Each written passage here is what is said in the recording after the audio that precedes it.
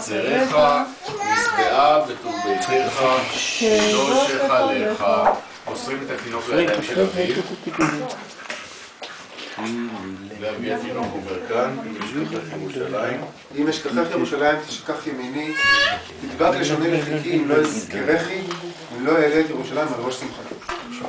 שמע ישראל אדוני אלוהינו אדוני אחד. שמע ישראל אדוני אלוהינו אדוני אחד. זה אומר פעמיים, אדוני מלך, אדוני מלך, אדוני מלוך לעולם ועד.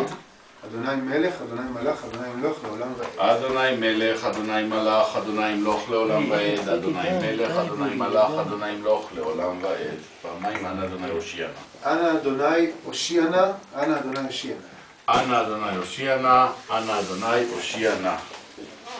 אנא אדוני יצליחנה, אנא אדוני יצליחנה. אנא אדוני יצליחנה, אנא אדוני יצליחנה. אם תוכל לשים אותו פה על החיתול על הכיסא. זה הכיסא של אליהו הנביא, זכור לטוב. לישועתך קיוויתי אדוני, סיברתי לישועתך מאמצעותך עשיתי אליהו מלך הברית שלך לפניך.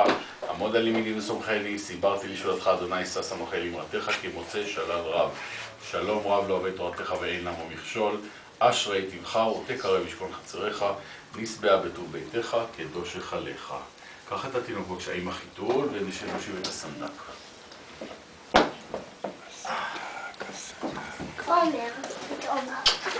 הסנדק. יפה מאוד. בוא תצלם אותה מהכיוון הזה כדי שיהיה תמונה מסודרת. אני בווידאו, כן.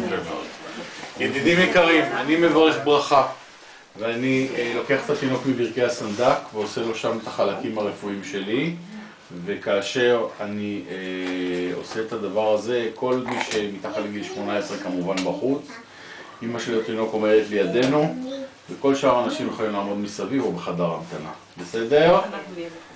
ברוך אתה אדוני אלוהינו מלך העולם אשר נשם תוצא אני בסרט, הקפיצות שלו. אני הולך, ביי. זה חלק מהטקס. ביי, להתראות.